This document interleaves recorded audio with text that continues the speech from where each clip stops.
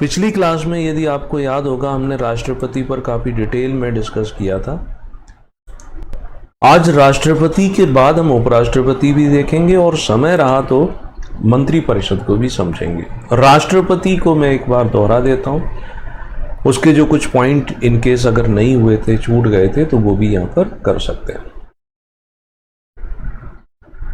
राष्ट्रपति जो है हमारे संविधान में प्रमुख है, हमारे राष्ट्र का प्रमुख माना जाता है। ये जो टॉपिक है ये भारतीय संविधान के भाग 5 में आते हैं, है ना। इसमें संघ की जो कार्यपालिका है उसके अंतर्गत हम राष्ट्रपति को पढ़ते हैं, ठीक है।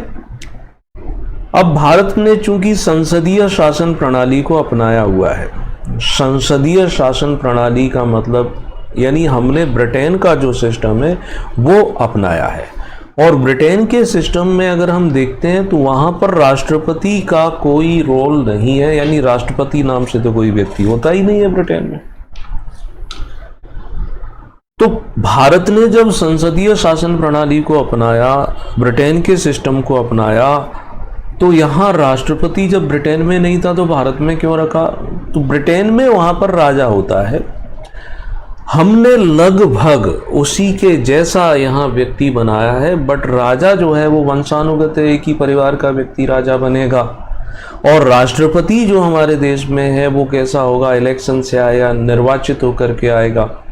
और इसी निर्वाचन की व्यवस्था के कारण ही हम भारत को क्या कहते हैं? भारत को हम रिपब्लिक कहते हैं, गणतंत्र कहते हैं, यानी head of the nation elected by the people.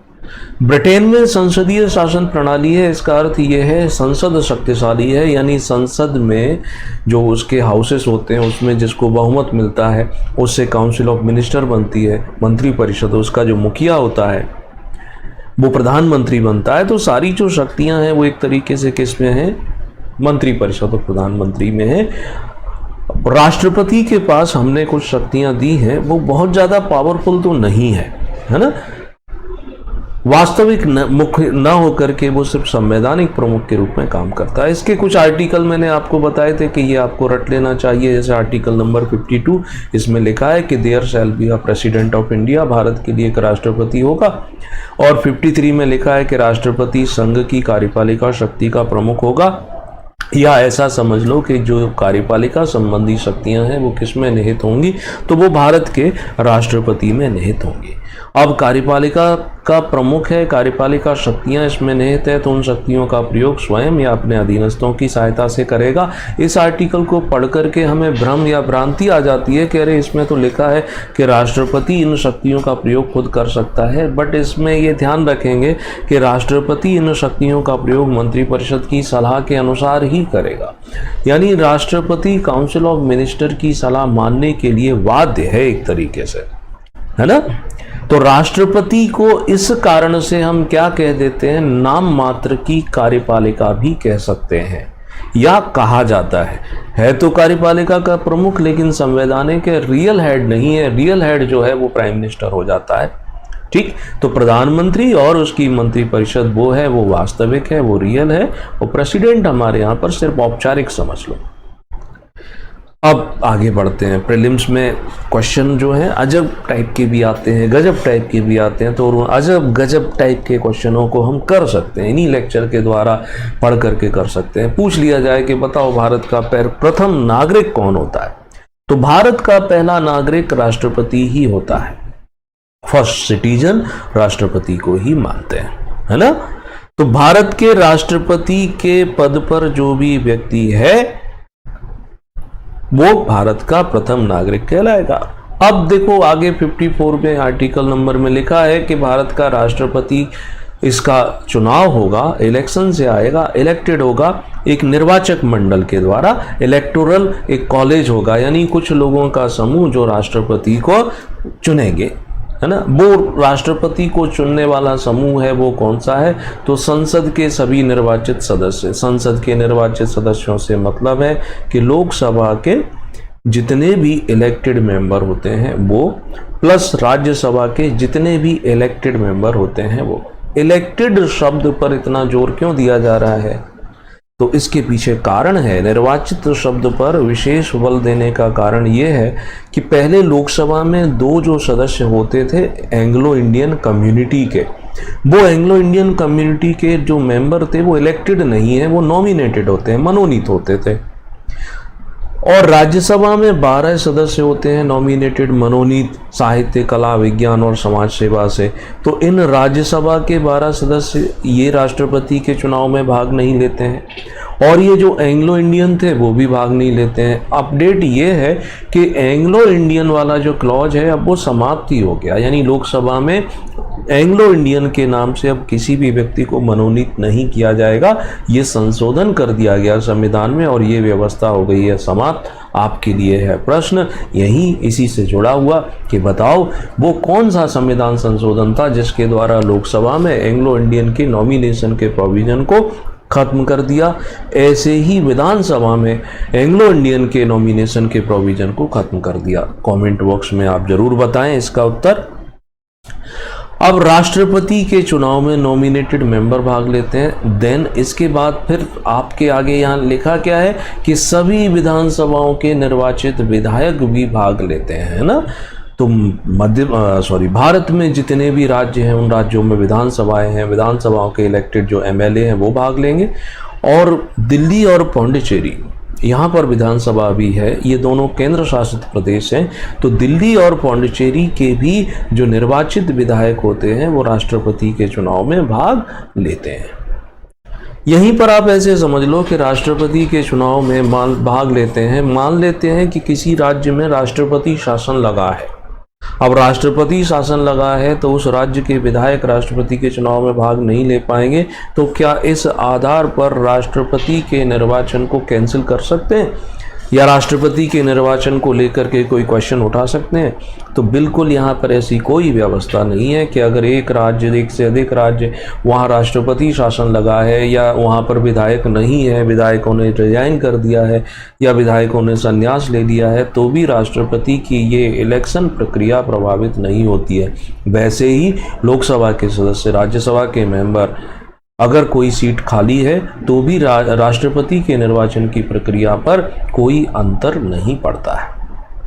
ठीक है, आगे यहाँ एक बात और ध्यान देना है कि इलेक्शन में सिर्फ elected member of parliament and elected member of legislative assembly को रखा गया है, लेकिन जब राष्ट्रपति के ऊपर हम महाभियोग लगाते हैं, इम्पीचमेंट, तब क्या होता है, मनोनीत सदस्य भी भाग लेते हैं, लेकिन वहाँ विधानसभा के सदस्य नहीं लेंगे, है ना। विधान परिषद के सदस्य तो कहीं पर भी भाग लेते ही नहीं है, राष्ट्रपति से उनका कोई संबंध एक तरीके से नहीं रखा गया है।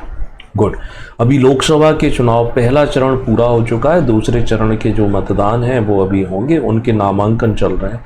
दोस्तों, आप जानते हैं कि लोकसभा का चुनाव लड़ने के लिए व्यक्ति को, अगर वह सामान्य कैटेगरी को बिलोंग करता है, तो उसको जमानत राशि के रूप में 25,000 रुपये जमा कराने होते हैं। SC ST को 12,500 रुपये हैं, और उसको अपने चुनाव लड़ने के लिए प्रस्तावक और समर्थकों की भी आवश्यकता पड़ती है।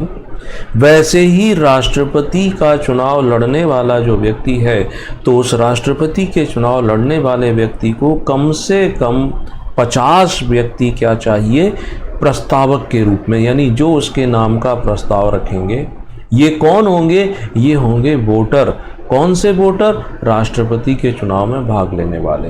और 50 व्यक्ति ही क्या चाहिए? अनुमोदक, यानी समर्थक चाहिए। ये भी वोटर होंगे जो राष्ट्रपति के चुनाव में भाग लेंगे, यानी कि संसद सदस्य हो या विधायक हो। ऐसा क्लॉज, ऐसा प्रावधान इसलिए किया गया है जिससे कि नॉन सीरियस कैंडिडेट जो हैं वो इस चुनाव में भाग ना लें। कई सारे लोग होते हैं ना जो सिर्फ और सिर्फ ऐसे ही छोटे मोटे रिकॉर्ड बनाने के लिए हर चुनाव लड़ते हैं, और इवन स्थिति ये होती है कि कई बार उनको अपना स्वयं का वोट भी नहीं मिलता है, कि स्वयं का वोट कोई फर्जी डाल जाता है दूसरी पार्टी को। तो इस को रोकने के लिए, यानी गंभीर सिंसियर एस्पिरेंट्स ही रहें, ये व्यवस्था की गई। अब जैसे मैं यहाँ देख रहा हूँ इंदौर में अभी लोकसभा का चुनाव होना है लोकसभा, तो एक कैंडिडेट हैं, उन्होंने 5 लोकसभा के, 5 विधानसभा के, मतलब जनपद के पार्षद के, उन्होंने कोई भी चुनाव नहीं छोड़ा है जिसमें उन्होंने पार्टिसिपेट नहीं किया, और किसी भी चुनाव को वो नहीं जीत पाए। उनकी जमानत जब्त हो जाती है। जमानत जब्त होने का अर्थ क्या होता है कि ये जो कॉशन मनी के रूप में जो पैसे जमा कराए जाते हैं ये वापस नहीं मिलेंगे यदि किसी कैंडिडेट को टोटल वैलिड वोट का 1/6 से कम मिलता है। तो ये तो रहा राष्ट्रपति के चुनाव में 50 सदस्य क्या होंगे, उसके प्रस्तावक होंगे, 50 अनुमोदक होंगे। दूसरी बात क्या आती है? दूसरी बात आती है कि राष्ट्रपति का चुनाव लड़ने के लिए एक तो कंडीशन है कि भारत का नागरिक होना चाहिए, सिटीजन ऑफ इंडिया। उसके साथ साथ कम से कम 35 वर्ष की उम्र होना चाहिए, 35, और लोकसभा का सदस्य बन सके ये योग्यता उसके अंदर होना चाहिए, है ना। ठीक, तो लोकसभा का सदस्य बनने की योग्यता से मतलब है कि उम्र वाला क्लॉज छोड़ दें, बाकी लोकसभा का मेंबर बनने के जितने भी प्रावधान हैं, यानी किसी क्रिमिनल केस में वह प्रूव्ड ना हो, कन्विक्टेड ना हो, यानी उसको सज़ा सुनाई गई है तो सज़ा उसकी समाप्त होकर के 6 साल हो चुके होंगे, वो सब चीज़ें आती हैं। 55 आर्टिकल में लिखा है कि राष्ट्रपति का चुनाव जिस पद्धति से, जिस मेथड से किया जाएगा, वो कौन सी पद्धति होगी, उसे बोलते हैं आनुपातिक प्रतिनिधित्व की एकल संक्रमणीय विधि, है ना। Proportional representation by means of single transferable. ये डिटेल में मैं आपको पिछले लेक्चर में बता चुका हूँ, प्लेलिस्ट में जाओ, वहाँ आपको ये मिल जाती है, वहाँ से आप इसको समझ सकते हैं। ये बड़ी अच्छा मेथड है, इससे जो लोक प्रतिनिधित्व है उसका सही रूप सामने आता है, लेकिन कॉम्प्लिकेटेड होने की वजह से ये सबके लिए नहीं उपयोग में लाई जाती। मतलब कहने का मतलब है लोकसभा के चुनाव, विधानसभा के चुनाव, सरपंच या पार्षद के चुनाव में इसका प्रयोग नहीं करते हैं। राष्ट्रपति के, उपराष्ट्रपति के, राज्यसभा के मेंबर ऑफ लेजिस्लेटिव काउंसिल जो रहते हैं, विधान परिषद, उनके लिए इसका प्रयोग किया जाता है। ठीक है, तो 55 में ये लिखा है। भारत की जो वर्तमान राष्ट्रपति हैं वो द्रौपदी मुर्मू जी हैं, 15वीं राष्ट्रपति हैं, है ना। तो राष्ट्रपति ये जो हैं, अब एक बात बता देता हूँ यहाँ पर थोड़ा सा, कि ये भी कुछ जीके टाइप के जो 1 लाइन फैक्ट आते हैं, इनसे प्रश्न पूछ लिए जाते हैं कि भारत की पहली महिला राष्ट्रपति जो थी वो तो थी कौन? प्रतिभा पाटिल जी, और उसके बाद ये दूसरी महिला राष्ट्रपति हैं। अगर मैं बिना बायस्ड हुए, बिना पक्षपात हुए, मुझसे अगर प्रश्न पूछा जाता है कि भारत में राष्ट्रपति का पद जिनको दिया गया वो उनकी योग्यता के आधार पर दिया गया, तो मेरा उत्तर होगा ऐसे बहुत ही कम व्यक्ति हैं जिनको उनकी योग्यता के आधार पर राष्ट्रपति का पद दिया गया। सबसे महान व्यक्ति जो राष्ट्रपति बने वो थे डॉक्टर APJ कलाम साहब। उनकी शख्सियत, उनकी पर्सनैलिटी इस पद से कहीं बड़ी थी, यानी वो व्यक्ति राष्ट्रपति बने ये उनके लिए महिमा मंडन नहीं मानता मैं, ये राष्ट्रपति के पद के लिए महिमा मंडन था कि डॉक्टर APJ कलाम जैसे व्यक्ति राष्ट्रपति बने। प्रतिभा देवी पाटिल क्यों बनाई गई राष्ट्रपति, इसको लेकर अगर निरपेक्ष रूप से पूछा जाए तो बस कोई विशेष कारण नहीं है ना। KR नारायणन बनाए गए थे जातिगत आधार पर कि दलित पहला राष्ट्रपति बना देते हैं। द्रौपदी मुर्मू जी को भी इसलिए बनाया है राजनीतिक रूप से कि हम अब पहले एक आदिवासी महिला को राष्ट्रपति बना रहे, इस कारण से बनाया है। मेरिट का यहाँ पर जो एक क्लॉज है उसको साइड कर दिया गया है, तो इसलिए मैं बड़ा क्लियर कर देता हूँ, इससे किसी की भावनाएं आहत होती हैं तो मैं जानबूझकर किसी की भावनाओं को आहत नहीं कर रहा हूँ, मैं तार्किक बात कर रहा हूँ, तर्क के द्वारा अपनी बात को समझा रहा हूँ। खैर आगे समझो कि राष्ट्रपति का जो चुनाव है तो वो चुनाव आनुपातिक प्रतिनिधित्व की एकल संक्रमणीय विधि से हो जाता है। तो इस चुनाव में क्या करते हैं कि इसमें विधायक का वोट वैल्यू निकालते हैं, सांसद का वोट वैल्यू निकालते हैं, फिर मिनिमम कोटा डिसाइड करते हैं, और जो कैंडिडेट हैं अगर उस मिनिमम कोटा के बराबर उन्हें वोट प्राप्त होते हैं तो विनर है, नहीं है तो दूसरे राउंड की गणना, तीसरे राउंड की गणना जो है वो कराई जाती है। उसके बाद चीज़ें क्लियर होती है। ये लिस्ट है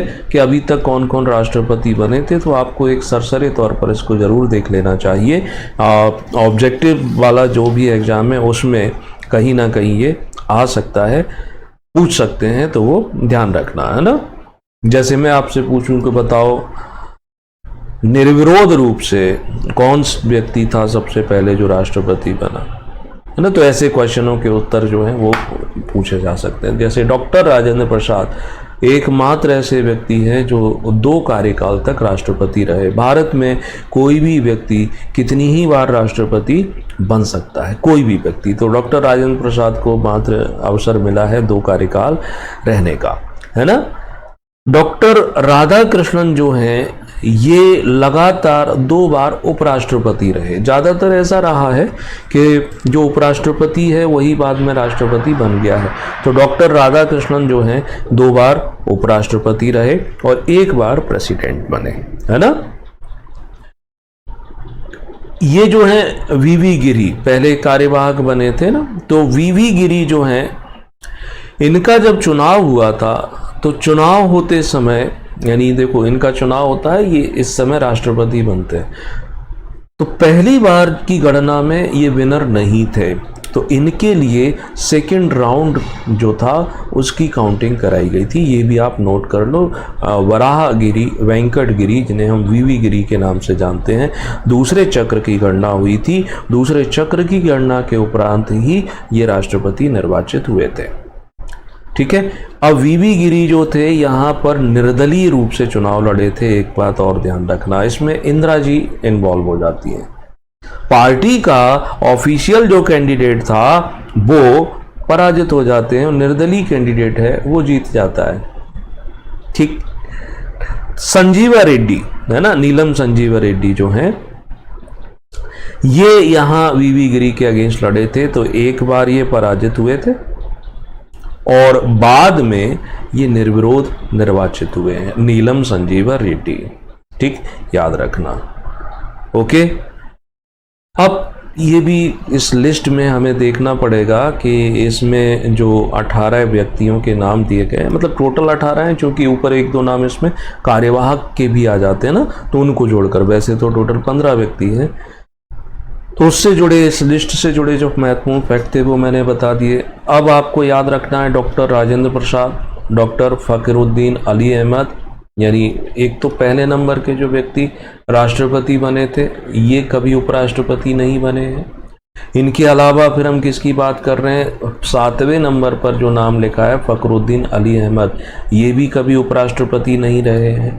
नीलम संजीवा रेड्डी जो हैं ये भी उपराष्ट्रपति नहीं रहे हैं।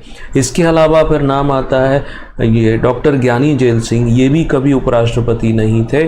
और देन आते हैं हमारे APJ अब्दुल कलाम साहब, जो 2002 से 2007 तक रहे थे, तो ये भी उपराष्ट्रपति नहीं थे। प्रतिभा देवी पाटिल जो हैं वो भी उपराष्ट्रपति नहीं रही थी। ये वो व्यक्ति हैं जो बिना उपराष्ट्रपति के राष्ट्रपति बने हैं।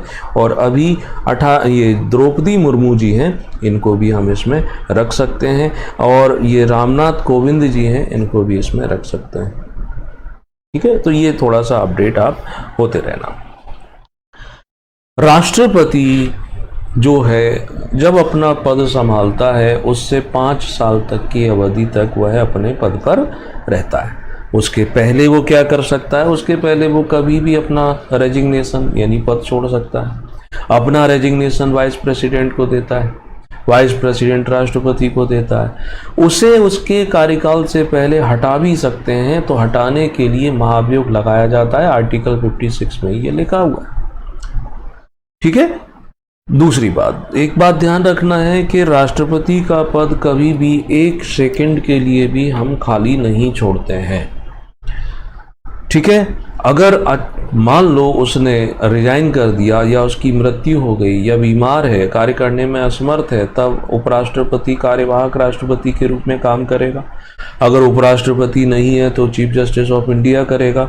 चीफ जस्टिस ऑफ इंडिया नहीं है तो जो भी सुप्रीम कोर्ट का उपलब्ध वरिष्ठतम न्यायाधीश होगा वो करेगा। इतनी बड़ी व्यवस्था रखी गई है ना। अब मैं यहाँ पर एक प्रश्न पूछ लेता हूँ कि मान लो राष्ट्रपति पद पर जो व्यक्ति है किसी भी कारण से राष्ट्रपति के चुनाव जो हैं नहीं हो पाए, समय से पूर्व कराए जाते हैं लेकिन नहीं हो पाए किसी भी कारण से, 5 साल पूरे हो गए पद ग्रहण के, चुनाव हो नहीं पाए और वो व्यक्ति ने बीमार भी नहीं है, रिजाइन भी नहीं किया है, महाभियोग के द्वारा आपने हटाया भी नहीं है, तब ऐसी स्थिति में क्या होगा, क्या उसको उसके पद से हटा लेंगे, उपराष्ट्रपति कार्यवाहक के रूप में काम करेगा, या यही व्यक्ति राष्ट्रपति के रूप में काम करता रहेगा। तो ऐसी स्थिति में आप ध्यान देंगे कि अगर किसी कारण से चुनाव विलंब से होता है और जो व्यक्ति राष्ट्रपति हैं उन्होंने पद नहीं छोड़ा है, उनको नहीं हटाया गया है, तो नई व्यवस्था होने तक वही राष्ट्रपति के पद पर बने रहते हैं। ऐसी स्थिति में उपराष्ट्रपति को कार्यवाहक राष्ट्रपति नहीं बनाते हैं ना, ये याद रखेंगे आप लोग। ठीक, अब आते हैं 57 में लिखा है कि कोई भी व्यक्ति कितनी बार बन सकता है, अगर जीत जाता है तो 2 बार, 3 बार, 5 बार।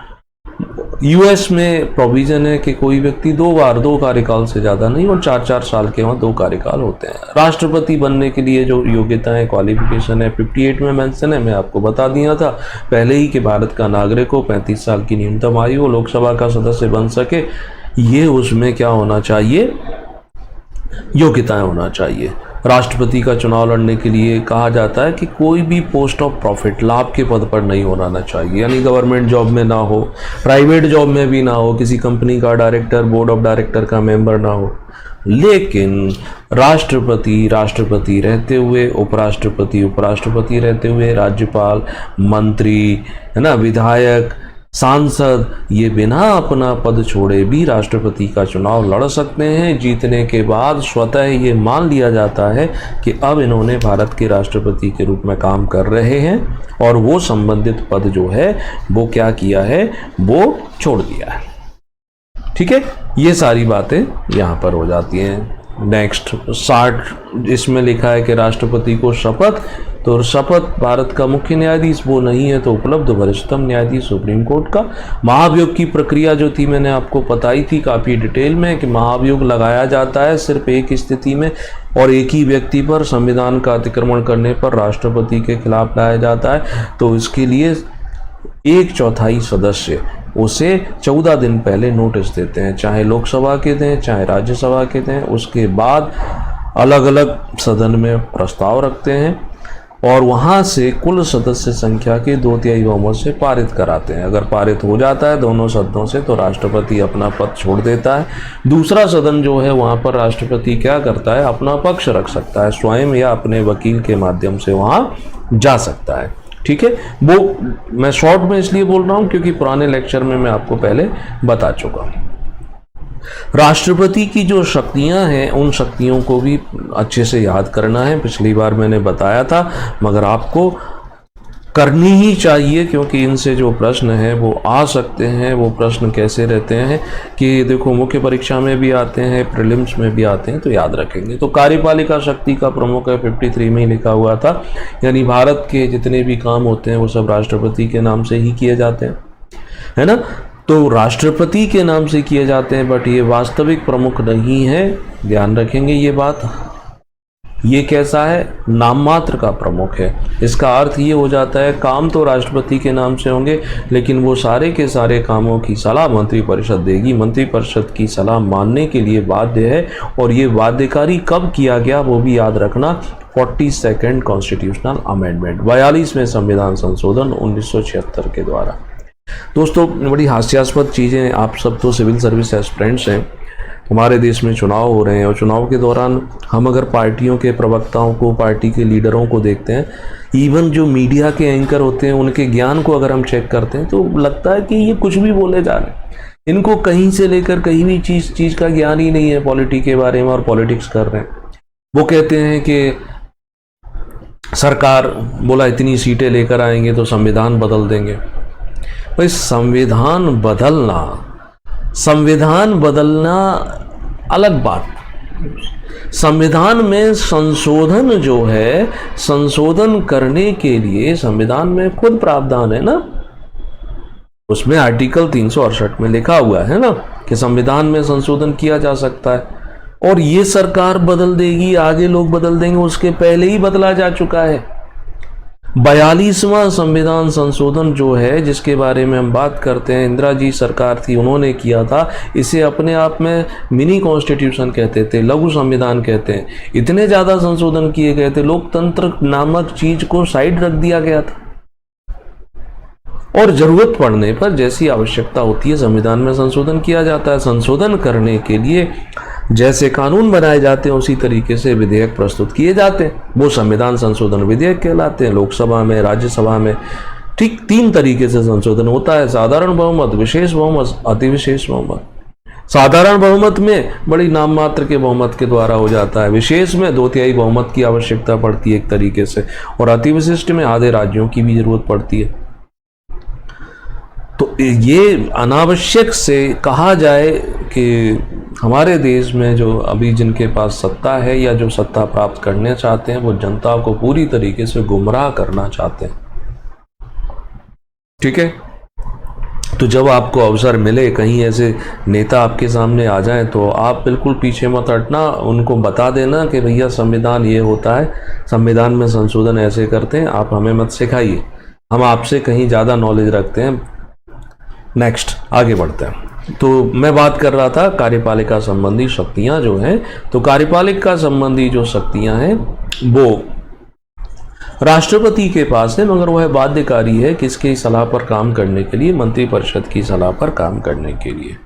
ओके, तो अब एक चीज और यहाँ पर की गई, 42वें संशोधन में तो बाध्य कर दिया गया, लेकिन आगे जब मोरारजी सरकार थी तो उन्होंने 44th कॉन्स्टिट्यूशनल अमेंडमेंट किया। उसमें उन्होंने ये जोड़ दिया था कि राष्ट्रपति एक बार पुनर्विचार के लिए लौटा सकता है सलाह को।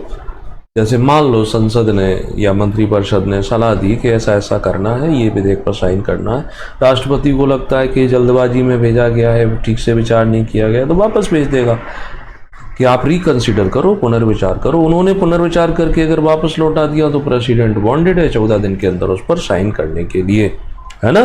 तो एक बार पुनर्विचार कर सकते हैं, इससे ज़्यादा वो कुछ भी नहीं कर सकता। राष्ट्रपति प्रधानमंत्री की नियुक्ति करता है। प्रधानमंत्री हमारे यहाँ इलेक्टेड नहीं होता है, ये भी भ्रांतियाँ हैं, पढ़े लिखे लोगों में भ्रांतियाँ। इलेक्टेड नहीं होता है। अभी जो चुनाव हो रहे हैं वो प्रधानमंत्री के नहीं हो रहे हैं, वो लोकसभा के सदस्यों के हो रहे हैं।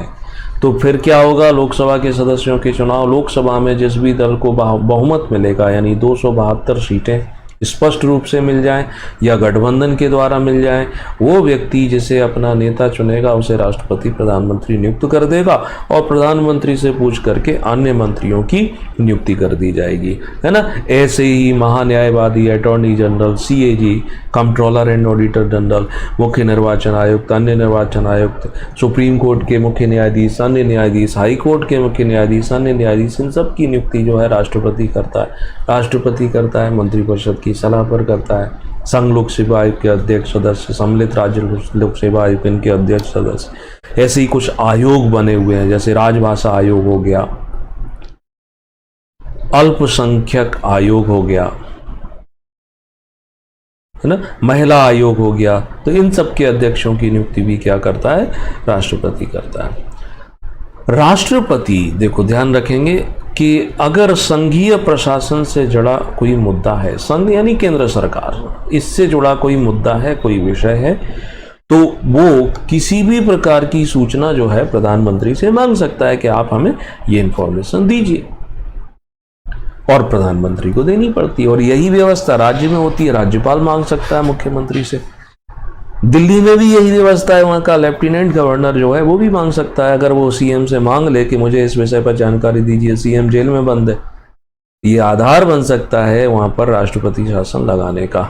नेक्स्ट, राष्ट्रपति की ये जिन्हें हम कार्यपालिका संबंधी शक्तियां कहते हैं, इन्हीं को हम प्रशासनिक शक्तियां भी कह देते हैं, विधायी शक्तियां भी होती हैं, लेजिस्लेटिव पावर भी होती हैं। क्योंकि राष्ट्रपति क्या है? संसद का अभिन्न अंग है। संसद तभी बनती है जब लोकसभा, राज्यसभा और उसमें जब हम राष्ट्रपति को जोड़ देते हैं, आर्टिकल 76 में ये लिखा हुआ है। तो अभिन्न अंग होने के कारण उसके पास विधायी शक्तियां हैं।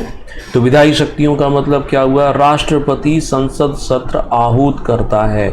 आहूत करना, बुलाना, यानी संसद की मीटिंग बुलाता है ना। तो राष्ट्रपति ही संयुक्त मीटिंग तब होती है जब लोकसभा और राज्यसभा में किसी बात को लेकर कॉन्ट्राडिक्शन हो, विरोधाभास हो। तो ऐसी स्थिति में किसी निष्कर्ष पर पहुंचना चाहते हैं तो ज्वाइंट मीटिंग बुलाने का अधिकार भी राष्ट्रपति को है। ज्वाइंट मीटिंग जब बुलाई जाती है तो उसकी अध्यक्षता लोकसभा का स्पीकर करता है। राष्ट्रपति लोकसभा को भंग कर सकता है, डिजॉल्व कर सकता है, अन्य कोई भी व्यक्ति उसको भंग नहीं कर सकता है। डिजॉल्व होने का मतलब है नए चुनाव होंगे, है ना। जब कभी भी नई लोकसभा चुनकर आती है, जैसे अभी चुनाव हो रहे हैं 2024 में, 4 जून को रिजल्ट आ जाएगा, नई लोकसभा बनेगी, उसके बाद जो पहली मीटिंग होगी तो उस समय राष्ट्रपति उन्हें संबोधित करेगा। और साल में जब पहली मीटिंग होती है संसद की, उस समय भी उन्हें संबोधित करता है।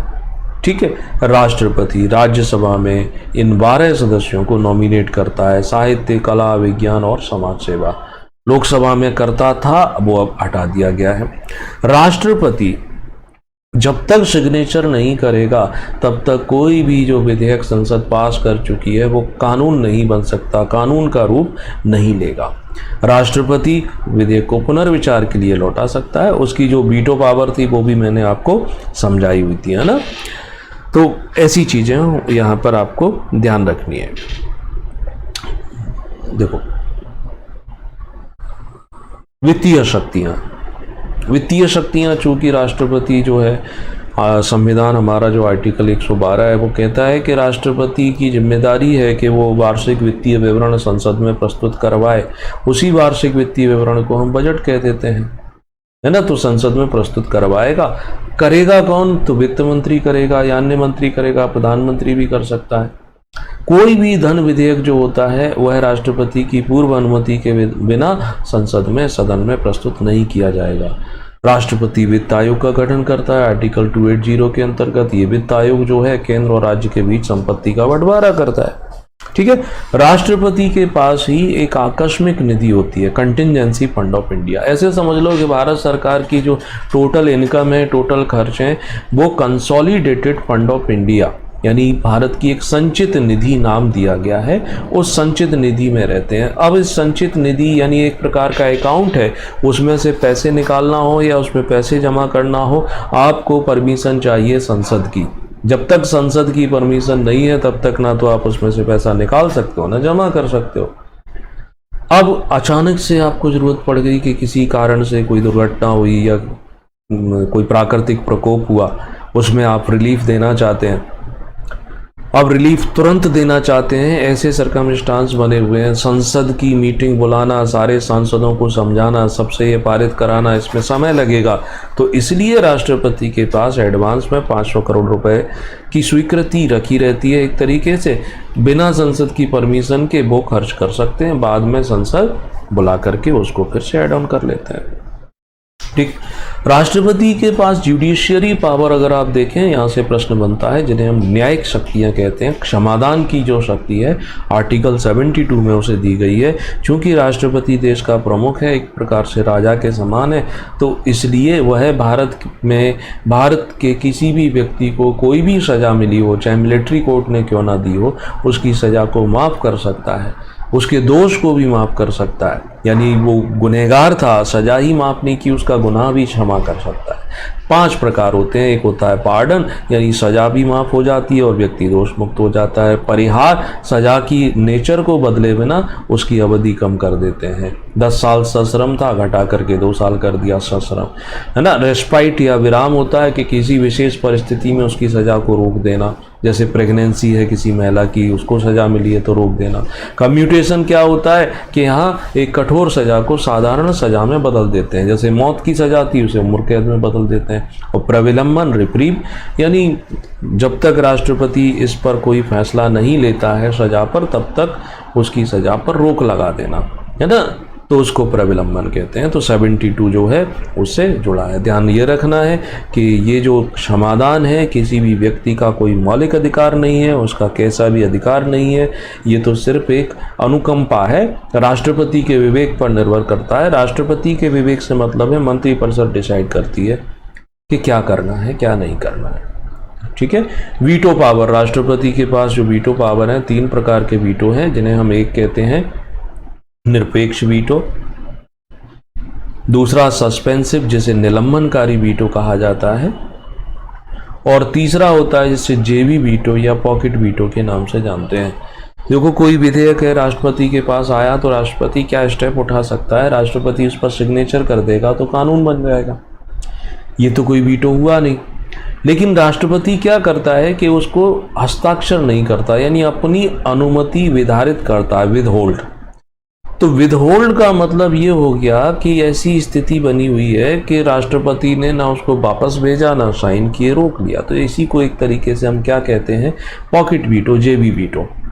और तीसरी स्थिति ऐसी होती है कि उसने क्या किया, वापस भेज दिया कि आप इस पर पुनर्विचार कर लो, रिकंसीडर कर लो। आफ्टर रिकंसिडरेशन, पुनर्विचार के बाद 14 दिन के अंदर अंदर राष्ट्रपति वांटेड हो जाता है उस पर साइन करने के लिए। ठीक है।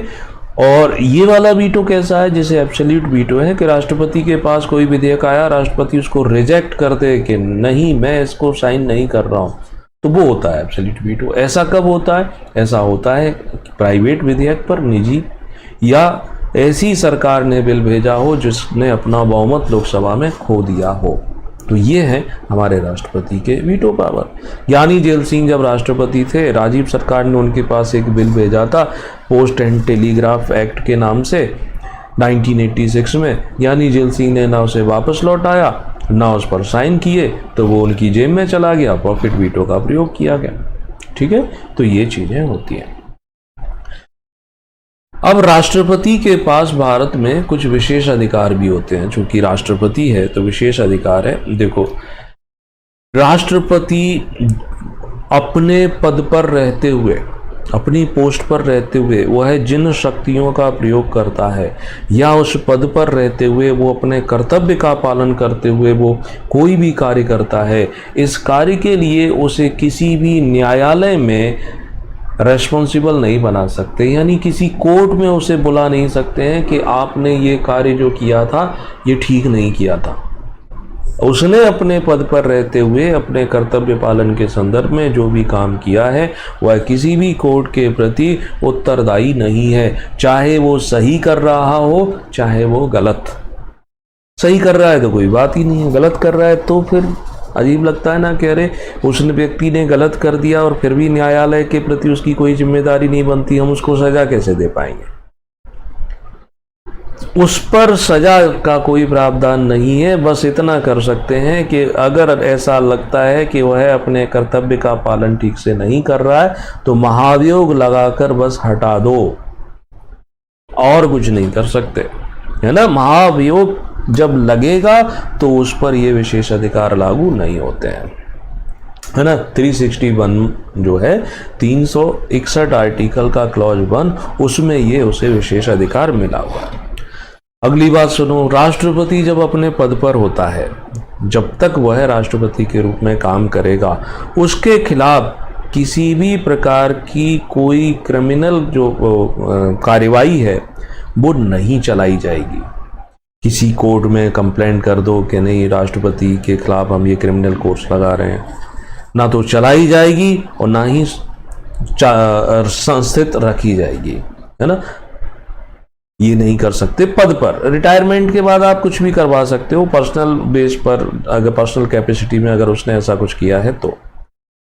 राष्ट्रपति को उसके ड्यूरेशन यानी उसकी पद अवधि के दौरान भारत का कोई भी न्यायालय उसे गिरफ्तार करने का, उसे बंदी बनाने का, उसे जेल भेजने का या उसे वारंट तामील कर दे कि आओ हमारी कोर्ट में, आओ हवेली पे, नहीं कर सकता।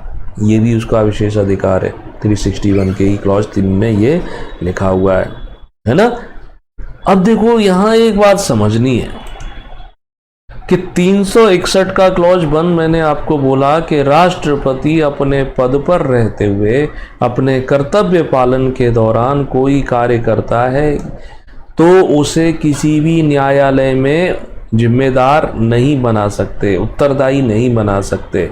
लेकिन मान लिया कि जो राष्ट्रपति महोदय, अब राष्ट्रपति महोदय मान लेते हैं ये किसी गांव से, ग्राम से संबंधित हैं या किसी शहर से संबंधित है, वहाँ पर उनकी कोई ज़मीन है या घर है और उनके साथ किसी दूसरे व्यक्ति का विवाद है, उनकी पर्सनल जो ज़मीन है उसको लेकर विवाद है कि इन्होंने अतिक्रमण कर लिया है या रास्ता बंद कर दिया है। ऐसी स्थिति में रोक नहीं है, ऐसी स्थिति में रोक नहीं है। यानी व्यक्तिगत कार्यों से संबंधित जो है वहां पर दीवानी जो कार्यवाही है वो की जा सकती है। दीवानी का मतलब होता है सिविल, क्रिमिनल ऑफेंस में नहीं। बट इसके लिए भी ध्यान क्या रखना है कि सिविल यानी दीवानी कार्रवाई कर सकते हैं, पर्सनल उसमें कर सकते हैं, तो वो लिखित सूचना देनी पड़ेगी, प्रायर नोटिस देना पड़ेगा 2 महीने के पहले कम से कम, कि कौन सा केस हम फाइल कर रहे हैं, किस प्रकार का ये केस है, कौन फाइल कर रहा है, यानी जो अपीलेंट है जो इनके विरुद्ध जा रहा है, उसका नाम, उसका पता, है ना, क्या कार्यवाही है, क्यों, वो सब उसको देना पड़ेगा 2 महीने पहले। तो वहाँ ये राष्ट्रपति के जो विशेष अधिकार हैं वो काम नहीं आते हैं। ठीक है, ये याद रखना। राष्ट्रपति तीनों सेनाओं का सर्वोच्च कमांडर माना जाता है। युद्ध और शांति की घोषणा राष्ट्रपति के नाम से होता है। दूसरे देशों के साथ जो समझौते होते हैं वो सब राष्ट्रपति के नाम से ही होते हैं। इसके अलावा राष्ट्रपति की आपातकालीन शक्तियां हैं, डिटेल में कल समझाया था। 3 आपातकालीन शक्तियां हैं, संविधान के भाग 18 में है। एक है जिसे हम राष्ट्रीय आपातकाल, नेशनल इमरजेंसी कहते हैं, आर्टिकल 352। दूसरा जिसे राष्ट्रपति शासन कहते हैं, 356। और तीसरा आता है वित्तीय आपातकाल, फाइनेंशियल इमरजेंसी, जो 360 में दी गई है।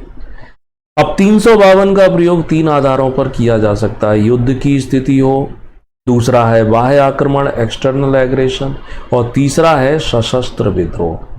ये तीसरा जो है ये बाद में जोड़ा गया है 44वें संविधान संशोधन के द्वारा।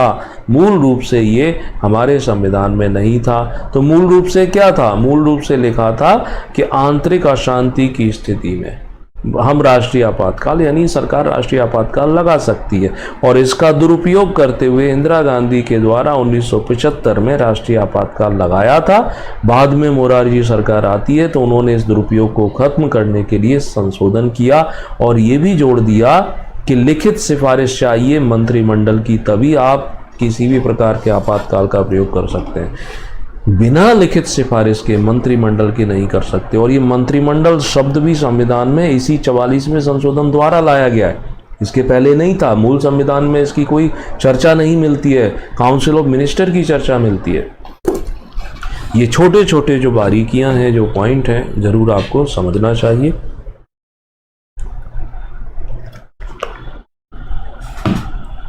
डिबेट में अपने दोस्तों के साथ इन पॉइंट पर चर्चा भी करना चाहिए।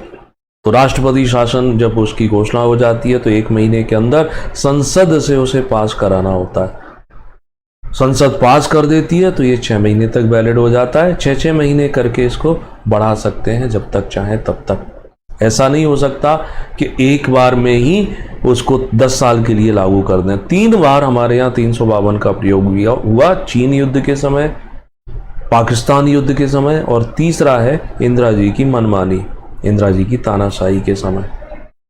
356 जिसे बोलते हैं राष्ट्रपति शासन, इसका आधार है कि राज्य में संवैधानिक तंत्र विफल हो जाए, failure of constitutional machinery in state, तब लगा सकते हैं। कैसे लगाएंगे? राज्यपाल अपनी रिपोर्ट बना के दे सकता है, उसमें ऐसा मेंशन किया गया हो तो उस रिपोर्ट को आधार बनाकर सरकारें करती रही, या किसी अन्य स्रोत के आधार पर भी लगा सकते हैं।